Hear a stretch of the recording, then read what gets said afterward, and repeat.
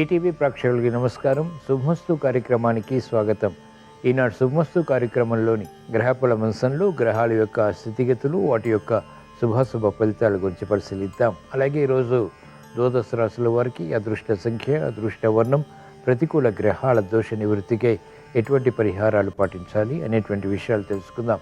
ఈరోజు భృగువారం లేదా శుక్రవారం, శుక్రుడి యొక్క పరిపాలన పూర్తిగా ఉంటుంది. రేపటి రోజున హనుమ జయంతి సందర్భంగా ద్వాదశ రాశుల వారు సకల దోష నివృత్తికై శ్రీ భక్తాంజనేయ స్వామిని ఏ పుష్పాలతో పూజించాలి, ఎటువంటి నైవేద్యాలు స్వామికి నివేదించాలి అనేటువంటి విషయాలు కూడా తెలుసుకుందాం. ముందుగా నేటి పంచాంగ వివరాలు. శ్రీ క్రోధినామ సంవత్సరం, ఉత్తరాయణం, వసంత ఋతువు, వైశాఖ మాసం, బహుళపక్షం. ఈరోజు తిథి బహుళాష్టమి, ఉదయం 8:44 వరకు ఉంది. అనంతరం తిథి బహుళ నవమి. నక్షత్రం శతభిషం, ఉదయం 5:48 పూర్తయింది. ప్రస్తుత నక్షత్రం పూర్వభాద్ర. రాహుకాలం ఉదయం 10:30 నుంచి 12 వరకు. ఇప్పుడు గ్రహాల యొక్క స్థితిగతులు పరిశీలిద్దాం. బృహస్పతి సంచారం వృషభ క్షేత్రంలో, శత్రుక్షేత్రం. రవి సంచారం కూడా వృషభ క్షేత్రంలో, శత్రుక్షేత్రం. శుక్ర సంచారం స్వక్షేత్ర స్థితి, వృషభ క్షేత్రంలో. కేతు సంచారం కన్యాక్షేత్రంలో, చంద్ర శనిల సంచారం కుంభక్షేత్రంలో, శనికి స్వక్షేత్ర స్థితి, మూల త్రికోణ స్థితి. కుజరాహుల సంచారం మీనక్షేత్రంలో, బుధ సంచారం మేషక్షేత్రంలో. ఇది ఈ రోజునటువంటి గ్రహస్థితి. దీని ఆధారంగా ద్వాదశ రాశుల వారికి ఏర్పడేటువంటి శుభాశుభ ఫలితాలు సూచనప్రాయంగా గోచారపరంగా తెలుసుకుందాం. ముందుగా మేషరాశి.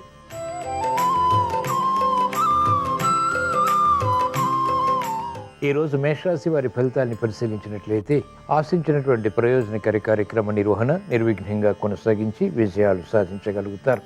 సమర్థత పెరుగుతుంది. నైపుణ్యంతో కూడినటువంటి కార్యక్రమాల ద్వారా ఆశించినటువంటి ప్రయోజనాలు దగ్గరవుతాయి. పట్టుదలతో కార్యక్రమ నిర్వహణ కొనసాగించి ఆశించినటువంటి ప్రయోజనాలు పొందగలుగుతారు. ఆరోగ్య రక్షణ కొనసాగుతుంది. ఆర్థిక రక్షణ కొనసాగుతుంది. మహిళలకు అత్యంత అనుకూల పరిస్థితులు గృహ విషయాల్లో కొనసాగుతాయి. వాహన సౌఖ్యం, నూతన వస్తు కొనుగోళ్లపై ఆసక్తి పెరుగుతుంది. విద్యార్థులకి శుభ పరిణామాలు చోటు చేసుకుంటాయి. వ్యాపార రంగం వారికి పెట్టుబడులు కలిసి వస్తాయి. ఆర్థిక లాభాలని పెంపొందింప చేసుకునేటువంటి మార్గాలు సులభతరమవుతాయి.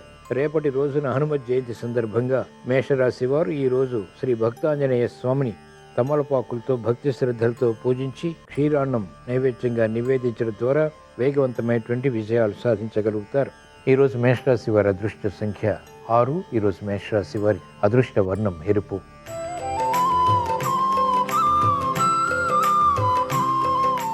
ఈరోజు వృషభ రాశి వారి ఫలితాన్ని పరిశీలించినట్లయితే అనుకూల పరిస్థితులు ఆర్థికంగా మెల్లమెల్లగా లభిస్తాయి.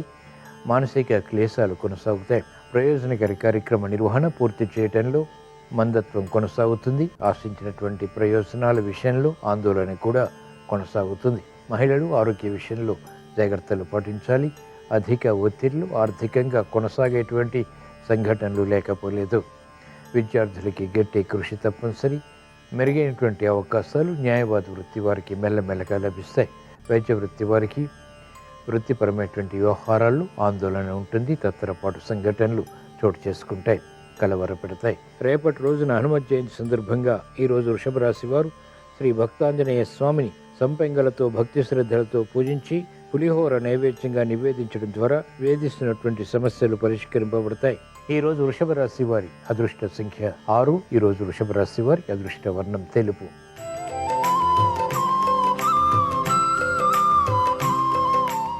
ఈరోజు మిథున రాశి వారి ఫలితాలను పరిశీలించినట్లయితే ఆర్థిక వ్యవహారాల్లో చాకచక్యంగా వ్యవహరించి సమస్యల్ని అధిగమించగలుగుతారు.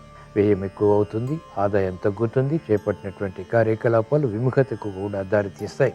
సమర్థతని పెంపొందింప చేసుకోవాల్సినటువంటి సమయం ఇది. సమయానుకూల నిర్ణయాలు తీసుకోవాల్సినటువంటి సమయం ఇది. కార్యక్రమ నిర్వహణలో ఆటంకాలని కూడా చవిచూస్తారు. మహిళలకు అవరోధాలు ఆర్థికంగా ఎదురవుతాయి. సమర్థతతో కూడినటువంటి కార్యకలాపాల ద్వారా మాత్రమే విజయాలు సాధించగలుగుతారు. విద్యార్థులకి నేర్పరితనం కొనసాగుతుంది. నైపుణ్యం కొనసాగించగలుగుతారు. అభివృద్ధి వ్యవసాయ రంగం వారికి ఉంటుంది. వైద్య వృత్తి వారికి కాలయాపన ద్వారా ఏర్పడినటువంటి సమస్యలు పరిష్కరింపబడతాయి. రేపటి రోజున హనుమ జయంతి సందర్భంగా ఈరోజు మిథున రాశి వారు శ్రీ భక్తాంజనేయ స్వామిని మల్లెలతో భక్తి శ్రద్ధలతో పూజించి పాయసం నైవేద్యంగా నివేదించడం ద్వారా వ్యయాన్ని నియంత్రించగలుగుతారు. ఆదాయాన్ని పెంపొందింప చేసుకునేటువంటి మార్గాలు సులభతరమవుతాయి. ఈరోజు మిథున రాశి వారి అదృష్ట సంఖ్య 9. ఈరోజు మిథున రాశి వారి అదృష్ట వర్ణం ఎరుపు.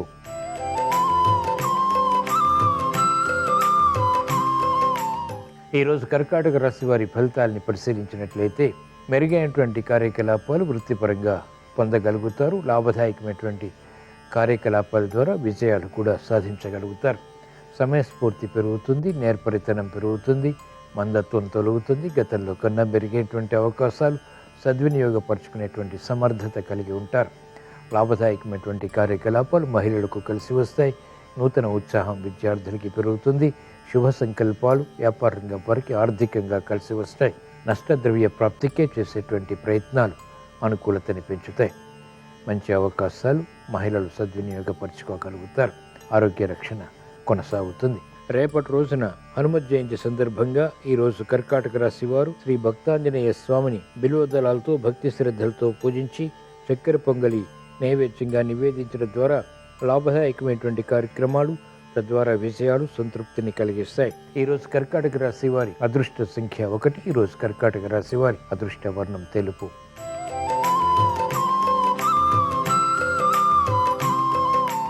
ఈరోజు సింహరాశి వారి ఫలితాన్ని పరిశీలించినట్లయితే అనిశ్చిత పరిస్థితులు ఆర్థికంగా ఉన్నప్పటికీ నేర్పరితనంతో కూడిన నిర్ణయాల ద్వారా సమస్యల్ని పరిష్కరించుకోగలుగుతారు. కుటుంబ వ్యవహారాల్లో కలవరపాటు కొనసాగుతుంది. చేపట్టినటువంటి కార్యకలాపాలు ఆలస్యంగా అనుకూలతని కలిగిస్తాయి. ఆరోగ్య విషయంలో చిరు సమస్యలు కొనసాగుతాయి. సంబంధ బాంధవ్యాల విషయంలో జాగ్రత్తలు పాటించాలి. అధిక ఒత్తిళ్లు ఉన్నప్పటికీ వాటిని నియంత్రించుకొని విజయాలు సాధించగలుగుతారు. విద్యార్థులకి అనుకూలత విద్యాపరంగా కొనసాగుతుంది. మహిళలు ఆరోగ్య విషయంలో సమస్యలు ఉన్నప్పటికీ ఆర్థిక విషయాల్లో చేయించగలుగుతారు. క్రమశిక్షణ వైద్య వృత్తి వారికి లాభిస్తుంది. రేపటి రోజున హనుమత్ జయంతి సందర్భంగా ఈరోజు సింహరాశి వారు శ్రీ భక్తాంజనేయ స్వామిని తులసి దళాలతో భక్తి శ్రద్ధలతో పూజించి దద్దోజనం నైవేద్యంగా నివేదించడం ద్వారా వేధిస్తున్నటువంటి సమస్యలు పరిష్కరింపబడతాయి. శుభవార్తలు వింటారు. ఈరోజు సింహరాశి వారి అదృష్ట సంఖ్య 9. ఈరోజు సింహరాశి వారి అదృష్ట వర్ణం పసుపు.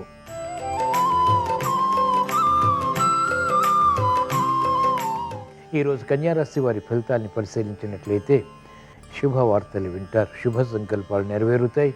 గతంలో ఎన్నడూ చేయలేనటువంటి కార్యక్రమాలు ఇప్పుడు ప్రారంభించి విజయాలు సాధించి సంతృప్తికరమైనటువంటి వాతావరణాన్ని ఆహ్వానించగలుగుతారు. ప్రతిభ గుర్తింపబడుతుంది. సునాయాస విజయాల ద్వారా ఆర్థిక విషయాలు కూడా వేగవంతంగా కలిసి వస్తాయి. మహిళలకు అత్యంత అనుకూల కాలం. చేపట్టినటువంటి కార్యకలాపాలు విద్యార్థులకి లాభిస్తాయి. విద్యలో ప్రావీణ్యత పెరుగుతుంది. సమయస్ఫూర్తితో కూడినటువంటి నిర్ణయాలు వ్యాపార రంగం వారికి ఆర్థికంగా అనుకూలతని పెంచుతాయి. వ్యవసాయ రంగం వారికి అత్యంత ప్రోత్సాహకర పరిస్థితులు ఉంటాయి. సినీ రంగం వారికి ఆకస్మిక విజయాలు ఆర్థికంగా బలాన్ని కలిగిస్తాయి. రేపటి రోజున హనుమత్ జయంతి సందర్భంగా ఈరోజు కన్యారాశి వారు శ్రీ భక్తాంజనేయ స్వామిని తమలపాకులతో భక్తి శ్రద్ధలతో పూజించి క్షీరాన్నం నైవేద్యంగా నివేదించడం ద్వారా వేగవంతమైనటువంటి విజయాలు సాధించగలుగుతారు. ఈరోజు కన్యారాశి వారి అదృష్ట సంఖ్య 3. ఈరోజు కన్యారాశి వారి అదృష్ట వర్ణం పసుపు.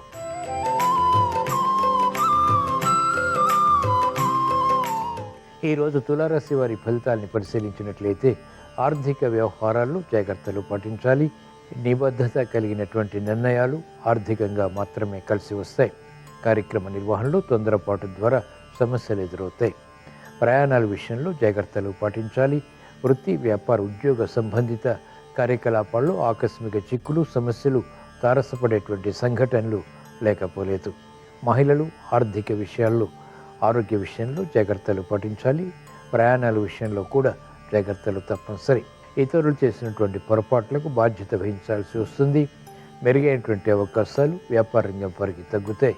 రేపటి రోజున హనుమత్ జయంతి సందర్భంగా ఈరోజు తులారాశి వారు శ్రీ భక్తాంజనేయ స్వామిని పసుపు కుంకుమలతో పూజించి మినపగారులు నైవేద్యంగా నివేదించడం ద్వారా ప్రమాదాలు దూరమవుతాయి. విపత్కర పరిస్థితులు నియంత్రించగలుగుతారు. ఈరోజు తులారాశి వారి అదృష్ట సంఖ్య 3. ఈరోజు తులారాశి వారి అదృష్ట వర్ణం పసుపు.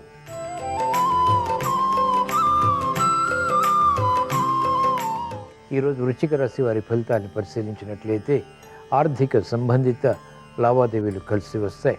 నూతన ఉత్సాహంతో కూడినటువంటి కార్యక్రమ నిర్వహణ ద్వారా సత్ఫలితాలు పొందగలుగుతారు.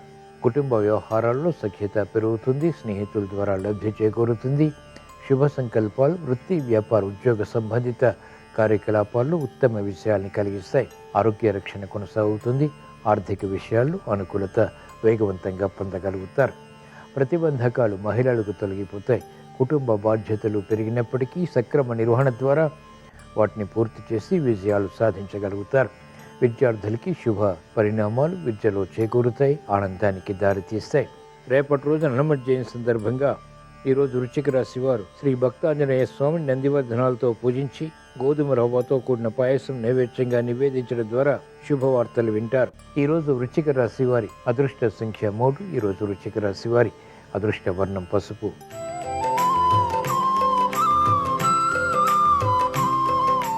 ఈరోజు ధనుసు రాశి వారి ఫలితాన్ని పరిశీలించినట్లయితే కోర్టు సంబంధిత వ్యవహారాల్లో జాగ్రత్తలు పాటించాలి. ఆకస్మిక శత్రుత్వాలు పెరిగేటువంటి సంఘటనలు ఉంటాయి. పట్టుదలతో కార్యక్రమాలు నిర్వహించి అంతిమ విషయాలు కూడా సాధించగలుగుతారు. సాహసోపేతమైనటువంటి నిర్ణయాలు క్రీడారంగం వారికి లాభిస్తాయి. విద్యార్థులకి పట్టుదలతో కూడినటువంటి కార్యక్రమ నిర్వహణ ద్వారా మాత్రమే విజయాలు ప్రాప్తిస్తాయి. ఆర్థిక వ్యవహారాల్లో అలజడి వ్యాపార రంగం వారికి తగ్గుతుంది. నూతన ప్రణాళికలు అమలు చేయగలుగుతారు. న్యాయవాద వృత్తి వారు నూతన కార్యక్రమాలకు శ్రీకారం చుట్టగలుగుతారు. వైద్య వృత్తి వారికి మెరుగైనటువంటి అవకాశాలు వృత్తిలో లభిస్తాయి. సంక్షోభ పరిస్థితులు వ్యవసాయ రంగం వారు సమర్థతతో ఎదుర్కొని అంతిమ విజయాలు సాధించి ఆనందకర పరిస్థితుల్ని ఆహ్వానించగలుగుతారు. రేపటి రోజున వచ్చే హనుమత్ జయంతి సందర్భంగా ఈరోజు ధనుస్సు రాశి వారు శ్రీ భక్తాంజనేయ స్వామిని బిల్వదళాలతో భక్తి శ్రద్ధలతో పూజించి చక్కెర పొంగలి నైవేద్యంగా నివేదించడం ద్వారా చేపట్టినటువంటి కార్యకలాపాలు కలిసి వస్తాయి. ఈరోజు ధనుస్సు రాశి వారి అదృష్ట సంఖ్య 1. ఈరోజు ధనుస్సు రాశి వారి అదృష్ట వర్ణం పసుపు.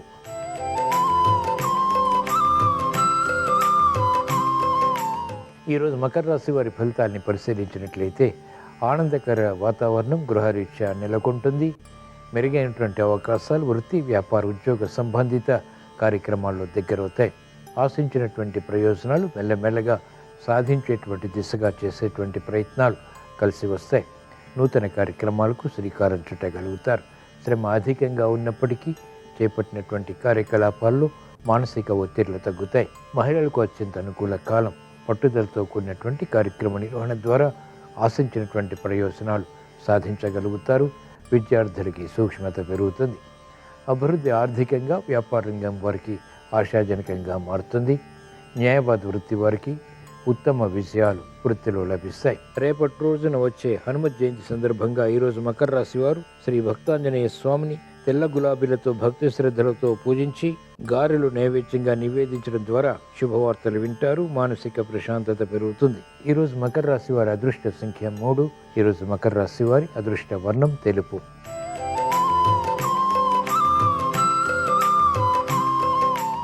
ఈరోజు కుంభరాశి వారి ఫలితాన్ని పరిశీలించినట్లయితే ఆశాజనకమైనటువంటి వాతావరణం ఆర్థికంగా కొనసాగుతుంది. ప్రతిబంధకాలు వృత్తి, వ్యాపార, ఉద్యోగ సంబంధిత కార్యకలాపాల్లో ఎదుర్కోవాల్సి వస్తుంది. నత్తనడక కార్యక్రమాల ద్వారా ఏర్పడినటువంటి సమస్యలు జటిలమవుతాయి. కార్యక్రమ నిర్వహణలో ఆశాజనకమైనటువంటి వాతావరణం తగ్గుతుంది. శ్రమకు గురయ్యేటువంటి సంఘటనలు మానసికంగా వేధిస్తాయి. ఓర్పు, సహనంతో కూడినటువంటి నిర్ణయాలు మాత్రమే ఉపకరిస్తాయి. మహిళలకు ఆరోగ్య విషయంలో జాగ్రత్తలు పాటించాల్సినటువంటి సమయం ఇది. ఆర్థిక వ్యవహారాల్లో ఒడిదుడుకులు, పొరపాట్లు ఎదుర్కోవాల్సి వస్తుంది. వ్యాపార రంగం వారికి అనిశ్చిత పరిస్థితులు ఉంటాయి. ప్రత్యర్థులు బలపడతారు. రేపటి రోజున వచ్చే హనుమత్ జయంతి సందర్భంగా ఈరోజు కుంభరాశి వారు శ్రీ భక్తాంజనేయ స్వామిని మందార పూలతో భక్తి శ్రద్ధలతో పూజించి పెసర గారెలు నైవేద్యంగా నివేదించడం ద్వారా విజయాలు సాధించగలుగుతారు. ఈరోజు కుంభరాశి వారి అదృష్ట సంఖ్య 3. ఈరోజు కుంభరాశి వారి అదృష్ట వర్ణం పసుపు.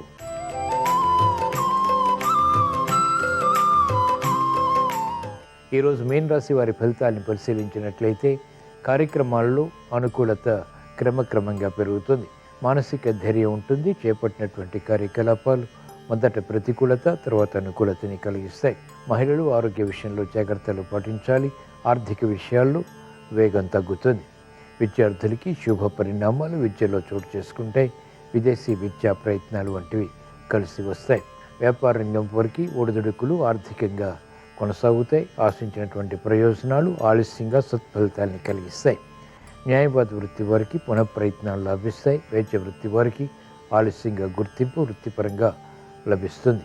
రేపటి రోజున వచ్చే హనుమత్ జయంతి సందర్భంగా ఈరోజు మీనరాశి వారు శ్రీ భక్తాంజనేయ స్వామిని పారిజాతాలతో భక్తి శ్రద్ధలతో పూజించి పులిహోర నైవేద్యంగా నివేదించడం ద్వారా సమస్యలు వేగవంతంగా పరిష్కరించుకోగలుగుతారు. ఈరోజు మీన రాశి వారి అదృష్ట సంఖ్య 3. ఈరోజు మీన రాశి వారి అదృష్ట వర్ణం పసుపు. ఇవి ఈరోజు ద్వాదశ రాశుల వారికి ఏర్పడేటువంటి శుభాశుభ ఫలితాలు. ద్వాదశ రాశుల వారికి విద్యా విషయాలు అనుకూలించాలని, వాహన సౌఖ్యంతో కూడినటువంటి విజయాలు ఆనందాన్ని కలిగించాలని, చేపట్టినటువంటి కార్యకలాపాల్లో సఖ్యత పెంపొందింప చేసుకోవాలని శుక్రవారం సందర్భంగా శ్రీ మహాలక్ష్మీదేవిని, శ్రీ భక్తాంజనేయ స్వామిని స్మరిస్తూ ప్రార్థిస్తూ స్వస్తి. శ్రీరస్తు శుభమస్తు. శుక్రవారం సందర్భంగా విడిచిన వస్త్రాలు తలుపులకు వేలాడదీయరాదు. అలాగే విడిచిన వస్త్రాలు ధరిస్తే లక్ష్మీ కటాక్షం తగ్గిపోతుంది. తెలుపు రంగు వక్కలతో తయారైన ప్రత్యేకమైన కుంకుమను శుక్రవారం ధరించడం ద్వారా లక్ష్మీ కటాక్షం సంపూర్ణంగా కలుగుతుంది. తెలుపు రంగు వక్కలు ఆవు నెయ్యిలో వేయించి చూర్ణం చేసి ఆ మిశ్రమానికి కస్తూరి పొడి, కుంకుమ పువ్వు కలిపి పొడి చేసి చూర్ణం చేసుకుంటే ఒక ప్రత్యేకమైన కుంకుమ తయారవుతుంది. ఈ కుంకుమ శ్రీ మహాలక్ష్మీదేవి సంపూర్ణ అనుగ్రహాన్ని కలిగింపజేస్తుంది. కాబట్టి శుక్రవారం సందర్భంగా తెల్లటి వక్కలతో తయారైన ఈ కుంకుమను ధారణ చేయడం ద్వారా లక్ష్మీ కటాక్షం సంపూర్ణంగా కలుగుతుంది. అలాగే శుక్రవారం తెలుపు రంగు వస్త్రాలను ధరిస్తే లక్ష్మీదేవి అనుగ్రహిస్తుంది. శుక్రవారం వర్జ్యం ఉన్న సమయంలో మహిళామణులు మౌనవ్రతం పాటిస్తే ఆ ఇంట ధనం సమృద్ధిగా ఉంటుంది. అలాగే శుక్రవారం అన్నదానం చేసినా, వస్త్రదానం చేసినా లక్ష్మీ కటాక్షం కలుగుతుంది. కస్తూరిని స్నేహితులకు శుక్రవారం దానంగా ఇస్తే లక్ష్మీ కటాక్షం కలుగుతుంది. శుక్రవారం పుష్పాలు దానం ఇచ్చినా కూడా లక్ష్మీదేవి సంపూర్ణమైన అనుగ్రహం కలుగుతుంది. ఇలా శుక్రవారం సందర్భంగా ఈ నియమాలు పాటిస్తే లక్ష్మీ కటాక్షానికి సులభంగా పాత్రలు కావచ్చు.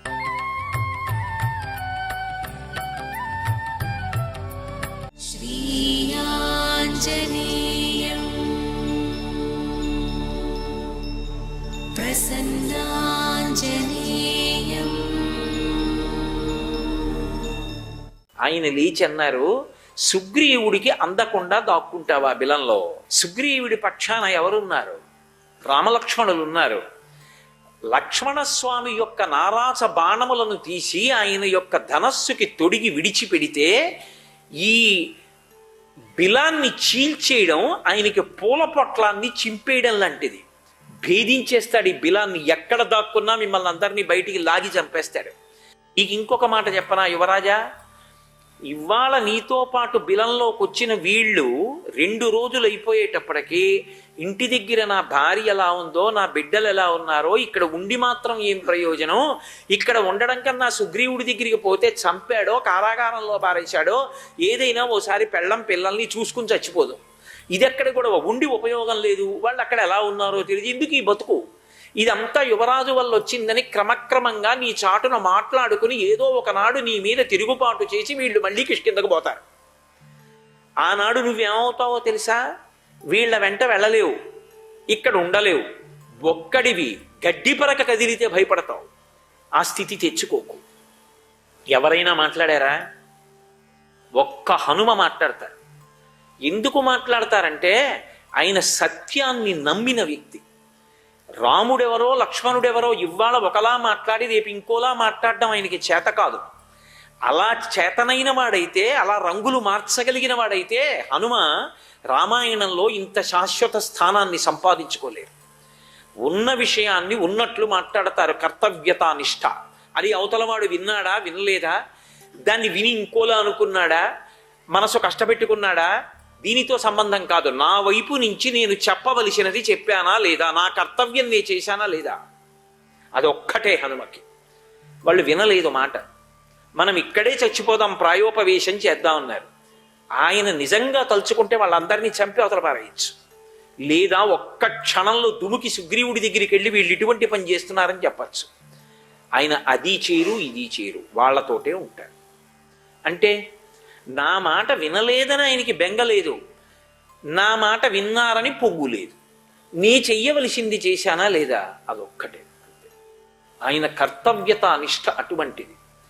ఆ కర్తవ్యత నిష్ఠ ఎవరికుందో వాడికి చెద పట్టదు. అగ్నిహోత్రానికి చెదలు పడతాయా? ఇది నా కర్తవ్యం కాబట్టి నేను ఇలా మాట్లాడాలి అని ప్రవర్తించగలిగిన వాడు ఎక్కడుంటాడో వాడు ఎప్పుడూ కూడా ఈశ్వరుడి చేత రక్షింపబడుతూనే ఉంటాడు. కారణం, ఆయన నమ్మి మాట్లాడింది శాస్త్రాన్ని. హనుమ మాటలకు శ్రీరామాయణంలో అంత విలువ ఉంటుంది. ఆయన ఎప్పుడు మాట్లాడినా అన్నీ ఒక్కొక్క సందర్భంలోవే ఉండవు. ఏదో అస్తమానం స్నేహితులతో మాట్లాడాను, అస్తమానం వానరులతో మాట్లాడాను, అస్తమానం ప్రభువుతో మాట్లాడాను, అలా ఉండదు. రామాయణంలో మీరు ఎప్పుడైనా సరే ఇద్దరు మాట్లాడినప్పుడు చాలా జాగ్రత్తగా చదవాలి ఆ మాటలు. ఒకటి రాముడు. రాముడు ఎవరు చెప్పినా వింటాడు. అందరూ చెప్పినవి విని చిట్ట చివర తాను చెప్తాడు. చెప్పేటప్పుడు ఎప్పుడూ కూడా రాముడు ఇది నా అభిప్రాయం కాబట్టి ఇలా చేద్దామని చెప్పడు. రాముడు ఎప్పుడూ తీర్పు దేన్ని బట్టి చెప్తాడంటే శాస్త్రం ఇలా చెప్పింది, పెద్దలు ఇలా చెప్పారు, అందుకు ఇలా చెయ్యాలంటాడు తప్ప నా బుద్ధికి తోచింది కాబట్టి నేను ఇలా చేద్దామంటున్నానని ఎన్నడూ చెప్పడు. తస్మాత్ శాస్త్రం ప్రమాణంతే కార్యాకార్యం వ్యవస్థితౌ. శాస్త్రము ప్రమాణం నువ్వేం చెయ్యాలన్నా శాస్త్రం ఇలా చెప్పింది కాబట్టి ఇలా చేద్దాం, పెద్దలు ఇలా చెప్పారు కాబట్టి ఇలా చేద్దాం, అంతే. అంతేకాని నేను ఇలా అనుకుంటున్నాను అందుకని మీరందరు ఇలా చెయ్యండి, రాముడు ఎన్నడూ ఆ మాట. మీరు కావాలంటే రామాయణం అంతా దివిటీలు పెట్టి వెతకండి, రాముడు మాట్లాడితే అది శాస్త్రం అవుతుంది. అందుకే రాముడు ఎక్కడ ఏ పని చేయనివ్వండి అది ధర్మం. ఎందుకని అంటే ఆయన వేదాన్ని పాటిస్తాడు. అందుకే రామాయణము వేదోపబ్రహ్మణమైంది. రామదూత హనుమాన్, శ్రీరామదూత హనుమాన్.